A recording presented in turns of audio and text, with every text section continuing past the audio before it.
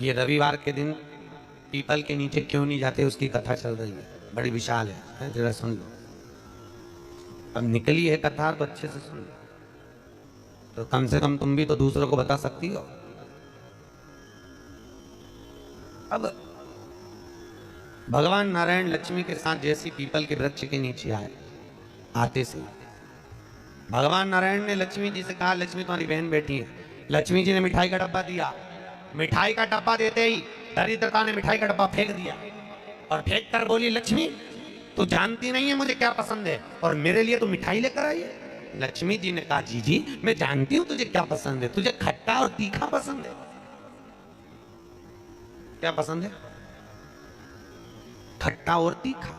मैं जानती हूं तुझे खट्टा और तीखा पसंद है, पर मैंने सोचा तेरी शादी हो गई है, शादी होने के बाद तो तुझे मीठा पसंद आएगा।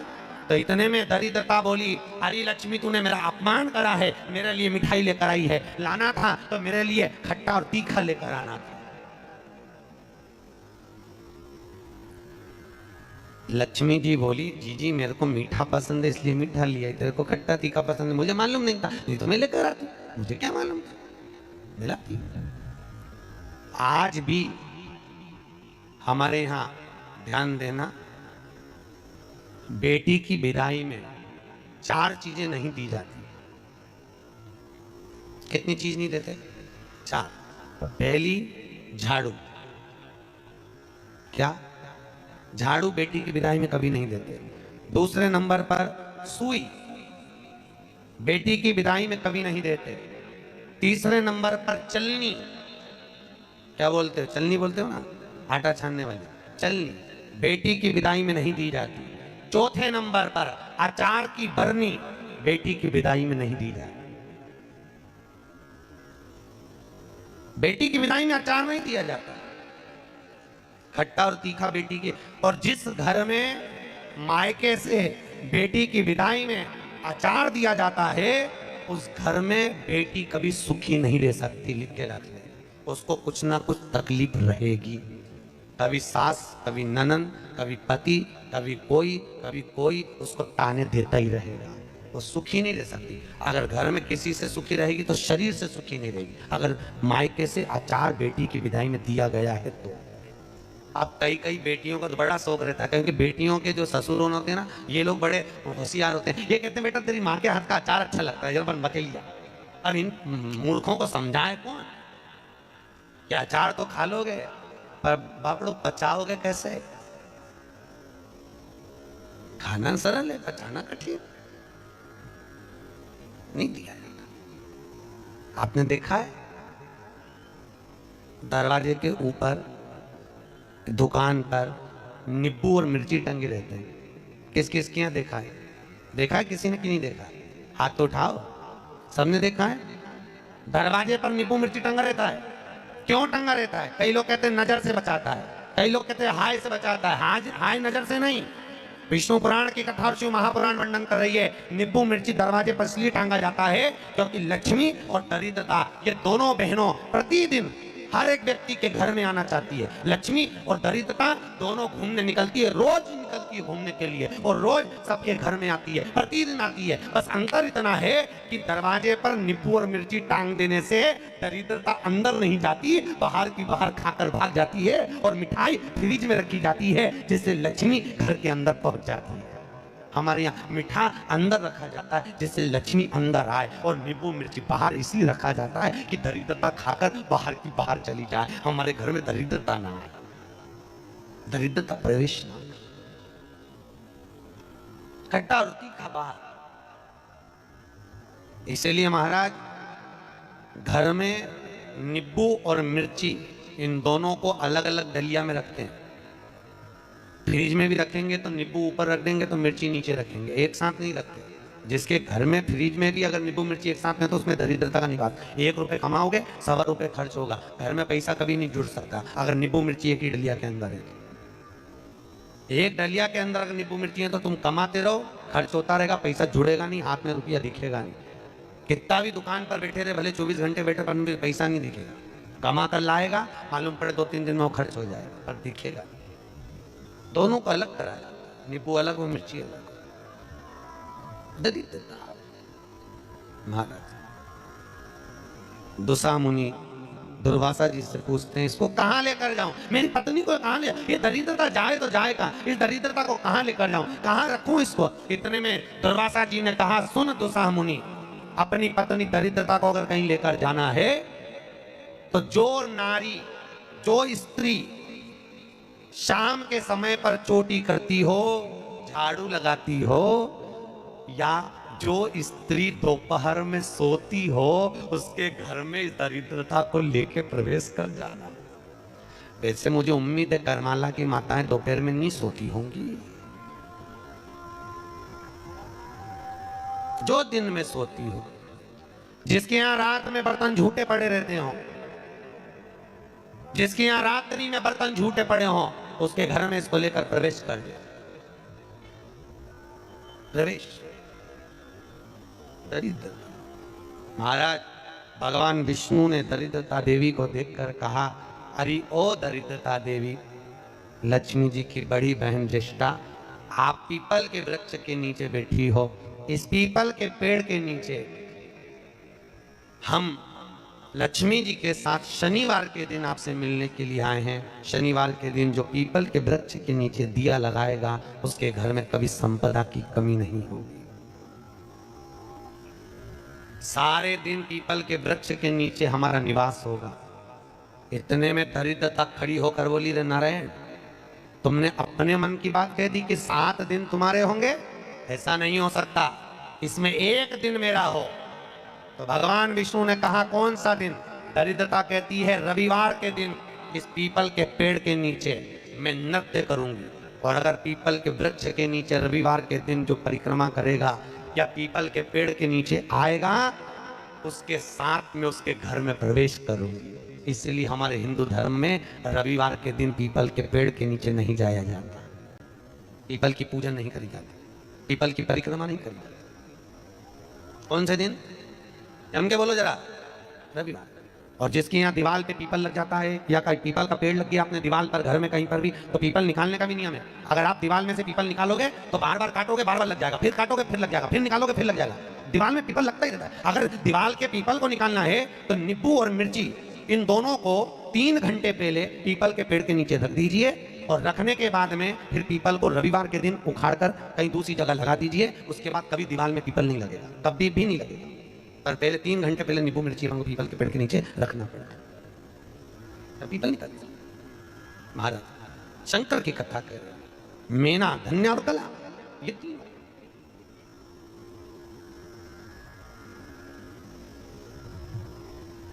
तीनों जा रही हैं, श्रापित हो गई। हमारा श्राप है, सनकादि कर रहे हैं, हमारा श्राप है।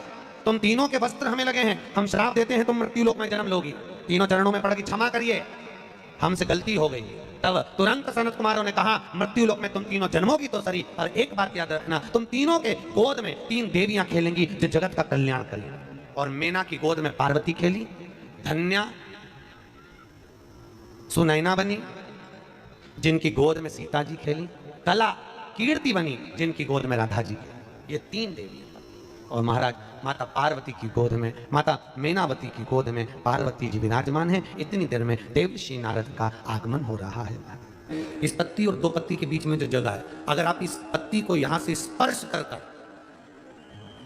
इस पत्ती को यहां से स्पर्श कर कर शंकर भगवान के शिवलिंग पर अगर आप श्री शिवाय नमस्तुभ्यम कहकर, पंचाक्षर मंत्र नमः शिवाय कहकर, षडाक्षर मंत्र ओम नमः शिवाय कहकर यदि शंकर के शिवलिंग पर समर्पित करते हो तो वो 108 बेलपत्र का काम कर जाती है। पकड़ने का स्थान देखिए,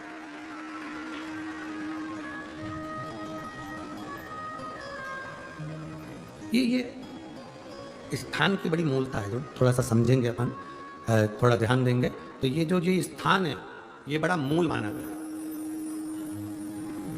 बेलपत्र की बड़ी पत्ती, नीचे की 2 पत्ती, उसके बीच में जो खाली डंडी जो दिख रही है, इसको अगर पकड़कर बेलपत्र समर्पित कर रहे हैं तो 108 बेलपत्र के बराबर हमें फल प्राप्त हो रहा। 108 बेलपत्र। और समझिए, मान लो आपके पास में ना पीला चंदन है, ना लाल चंदन है, ना अक्षत है, ना पुष्प है, ना कोई सामग्री है, ना दिया है लगाने के लिए, शंकर जी के मंदिर में लोटा भर के जल लेकर गए हो, आज तुम्हारे पास में हो सकता है जल भी नहीं है, लोटा भी नहीं है, तो जिस शंकर जी का दर्शन करने गए हो उन्हीं की बेलपत्र को उठाओ और बेलपत्र को उठाने के बाद पहले अपने हथेली पर रखो, अपना हाथ रखकर बाबा से प्रार्थना कर कर बेलपत्री की मध्य पत्री आगे वाली पत्ती को पकड़कर अगर वो बेलपत्र हम शिव जी को समर्पित करते हैं तो हमारा पीला चंदन, लाल चंदन, दिया सब बाबा को समर्पित हो जाता है उस बेलपत्री में। एक बेलपत्री का सुख हमारे जीवन का एक आनंद दे देता है। हम तो यहां तक कहेंगे, अगर कभी जिंदगी में तुम्हें लगे कि गुरुजी मेरा पैसा फंस गया नहीं मिल रहा है, या मेरा पैसा अटक गया नहीं मिल रहा, या मेरा घर में धन नहीं है, बहुत तकलीफ की जिंदगी चल रही है, आप ये बेलपत्री का जो 2 पत्ती है ना, ये 2 पत्ती इस जगह से पकड़कर, आपको लग रहा है कि पैसा नहीं है, काम बहुत बड़ा अड़ा है, बेटे की शादी, बेटी की शादी, या मकान या दुकान, कोई काम अड़ गया, ये 2 बेलपत्री की पत्तियों को पकड़कर अपनी कामना कर कर शिव जी को समर्पित करो और 1 लोटा जल बाबा को चढ़ाना प्रारंभ करो। 20 से 22 दिन इंतजार करना, मेरा बाबा हाथ पकड़कर कुबेर भंडारी भंडार जरूर करेगा। 2 पत्ती को पकड़, लोग कहते हैं ब्रह्मा विष्णु महेश हैं बेलपत्री में, शिव जी के 3 नेत्र हैं बेलपत्री में, शंकर भगवान के त्रिशूल की 3 और है बेलपत्री में। हम कहते हैं अभी थोड़ा आप स्मरण करेंगे, अगर आप शिव महापुराण को अच्छे से पढ़ेंगे तो आपको ज्ञात होगा, कुबेर को धन देने वाले कौन है, बोलते जाओ जरा जमकर, कुबेर भंडारी, कुबेरेश्वर महादेव, मतलब शिव शंकर कुबेर को धन देते हैं। जिस समय पर भगवान विष्णु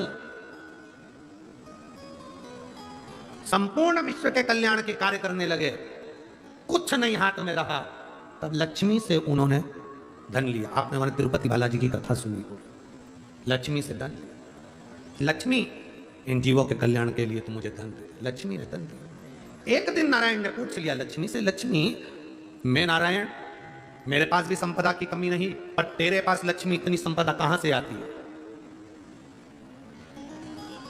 तेरे पास इतनी संपदा कहां से आती है? लक्ष्मी जी कहती हैं, मेरी मां ने, मेरे पिता ने मुझे केवल एक ही बात सिखाई थी, किसी के आगे हाथ नहीं फैलाना है, शंकर की स्तुति करना है। लक्ष्मी जी कहती हैं, जब मुझे जरूरत पड़ती है मैं कुबेर को साथ में लेकर पहुंचती हूं। बेलपत्री की ये बीच वाली पत्ती है शिव, माता लक्ष्मी और कुबेर, उन दोनों के सामने हाथ पसार कर कुबेरेश्वर महादेव से मांग रहे हैं, भगवान शंकर से मांग रहे हैं। लक्ष्मी जी कहती हैं, वो शिव मुझे प्रदान करते हैं दोनों हाथों से और मैं वो लेकर आती हूं जनमानस के कल्याण के। जब हम शिव जी को बेलपत्र चढ़ाते हैं तो इस तरह से पकड़कर जब हम कामना कर कर चढ़ाते हैं इन दोनों पत्ती को, लक्ष्मी और कुबेर का स्मरण कर कर, कुबेरेश्वर बाबा का स्मरण कर कर जब हम शिव जी को समर्पित, हाँ थोड़ा सा ध्यान देंगे, बेलपत्री की जो डंडी होती है वो शिवलिंग पर जब चढ़ाई जाए तो जब हम 2 पत्तियों को पकड़कर चढ़ाएंगे तो इस डंडी का मुख जहां अशोक सुंदरी की जगह है, जहां से पानी बहता है, इस डंडी का मुख उस ओर होना चाहिए, बस इतना जरूर है। तो डंडी का मुख उस ओर हो जहां पानी बहता है, जिस जगह से जल बह रहा हुआ उस 20-22 दिन प्रैक्टिकल करना। सियोर वाला महाराज कहीं झूठ तो नहीं बोल रहा है, पकड़ना चाहिए, अगर झूठ बोले तो तुरंत पकड़ लो, ए महाराज अगला पत्र तुम ऐसे ही भेज देना, ओ महाराज झूठ बोले थे तो पकड़ना चाहिए, कहीं सियोर वाला महाराज ने झूठ तो नहीं कह दिया। बेलपत्र को कहां से पकड़ना है, किस स्थान से पकड़ना है, किस जगह से पकड़ना है और कैसे बाबा को समर्पित करना है, उसका भी वर्णन हमारे शास्त्रों में लिखा हुआ है, जिससे हमें हल्की, देखो ये बेलपत्र, कई लोग कहते हैं ऐसा क्या होता है कि यहाँ से पकड़ोगे तो ये फल मिलेगा, यहाँ से पकड़ोगे तो ये फल मिलेगा, यहाँ से पकड़ोगे तो ये फल मिलेगा। हमारा कहना इतना सा है, जब बॉटल चढ़ाते समय यहाँ नस नहीं मिलती तो यहाँ देखते, नस यहाँ नहीं मिलती तो यहाँ देखते, सुई बॉटल चढ़ रही है, नस ढूंढना है, यहां देखते हैं, फिर देखा कि यहाँ एक नस है, उसमें सुई चुभाई, बॉटल चालू करी, थोड़ी देर बाद ये नस फूलने लगी, हटा दिया, फिर इस हाथ में देखी गई, फिर पाँव में देखी गई, अर्थात बॉटल चढ़ना। नस ढूंढो कि वो नस कौन सी है जहां पर हम पकड़कर बाबा को बेलपत्र चढ़ाएंगे तो हमारा भी जीवन का कल्याण हो जाए। वो नस पकड़ लो।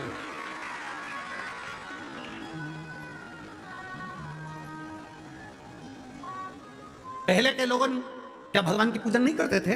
करते थे। पहले के लोग क्या शंकर के मंदिर नहीं जाते थे? जाते थे। पहले के लोग क्या बेलपत्र नहीं चढ़ाते थे? पर उनको यह नहीं ज्ञात था कि जल चढ़ाने से क्या फल होता है। उनको नहीं ज्ञात था कि जल पीने से क्या फल मिलता है, बेलपत्र खाने से क्या फल मिलता है, शिव जी को बेलपत्र चढ़ाने का क्या फल मिलता है। पहले पूजा का विधान इतना लंबा था कि लोग डरते थे, इतनी लंबी पूजन में हम कैसे बैठेंगे, क्या करेंगे, इतना सारा सामान कहां से लाएंगे, इतना सारा सामान कैसे लाएंगे, पैसा कितना खर्चा होगा।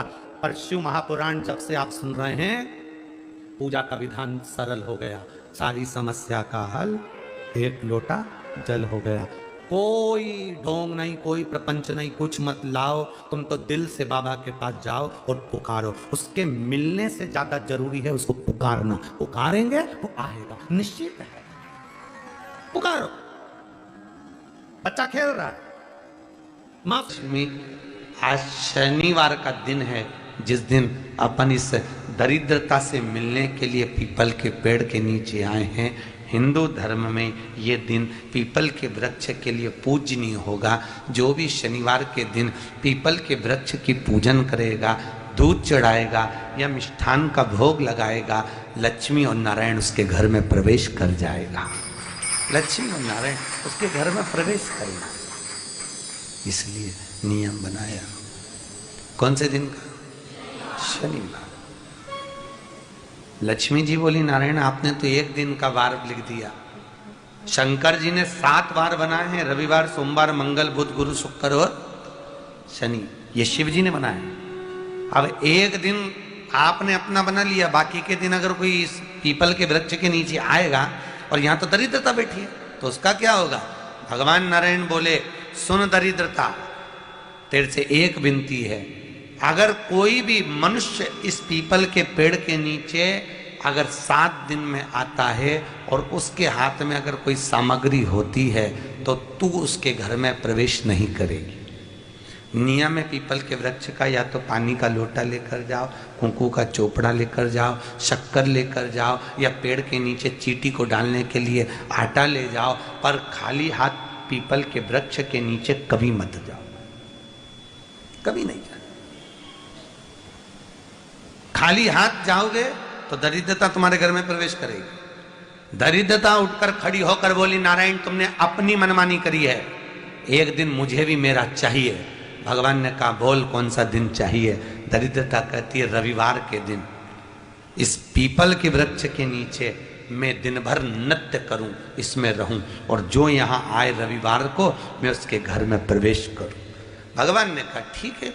दरिद्रता, रविवार का दिन एक ऐसा दिन रहेगा जिस दिन तू इस पीपल के वृक्ष के नीचे नृत्य करेगी, और जो आएगा इस पीपल के वृक्ष के नीचे तो उसके साथ प्रवेश करेगी। मैंने तुझे वर दिया। इसलिए हमारे यहाँ केवल पीपल का वृक्ष अगर दीवार में भी लग जाता है ना, किसी की फैक्ट्री की दीवार में, किसी के घर की दीवार में पीपल का वृक्ष अगर लग जाता है, पीपल का पौधा लग जाता है, उसको कितना भी तोड़ लो वो वापिस लग जाएगा। फिर तोड़ोगे फिर लग जाएगा। अगर पीपल के पौधे को तोड़ना है तो केवल रविवार का दिन एक नींबू, एक मिर्ची और बमूल का कांटा, ये 3 चीजें रखने के बाद में आधे घंटे बाद रविवार के दिन पीपल के पेड़ को उखाड़ कर फेंक दो। दूसरी बार कभी पीपल दीवार में लगता ही नहीं है, कभी नहीं लग सकता। केवल एक रविवार का, केवल एक संडे, इतवार का।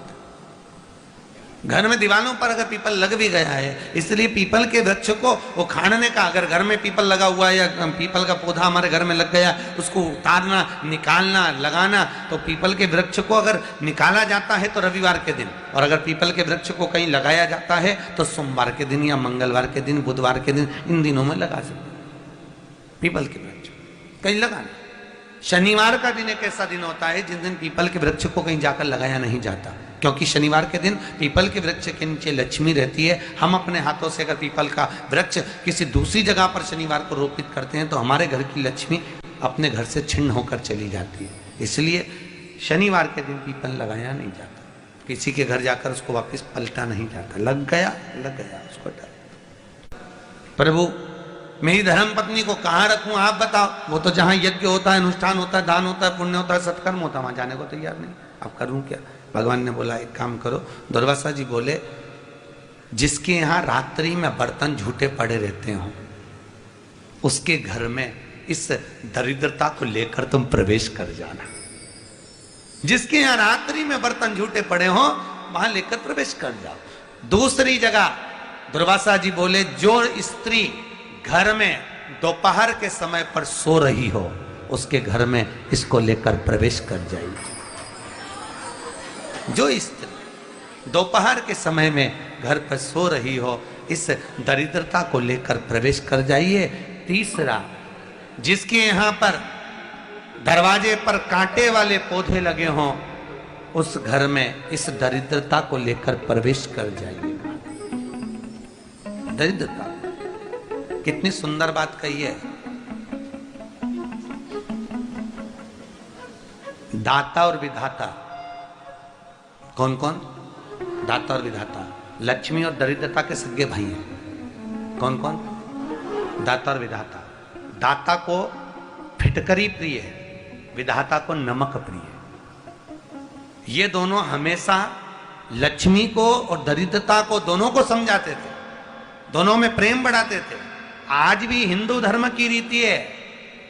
यहां तो ठीक है, जिसके यहां पर भी अगर थोड़ी सी भी परेशानी होती है, थोड़ा सा क्लेश होता है, अशांति होती है, लक्ष्मी नहीं टिक रही हो, काम नहीं बन रहे हो, बहुत प्रयास करा जा रहा हो और हमारा कार्य नहीं होता, तो क्या करते हैं? फिटकरी और नमक को पानी में डाल देते हैं और घर में पोछा लगा देते हैं। आप लोगों ने आजकल फेसबुक पे भी पढ़ा होगा, व्हाट्सएप पे भी पढ़ा होगा। तो क्यों लिखा उसमें? उसका कारण ही केवल ये है कि दाता और विधाता की प्रियता उसमें। माता ख्याति के जो 4 बच्चे हुए इसमें जो 2 लड़के हैं दाता और विधाता, उसकी प्रियता उसकी पूर्णता उस। अब दुर्वासा जी बोले अपनी धर्म पत्नी को वहां लेकर जहां कांटेदार पौधे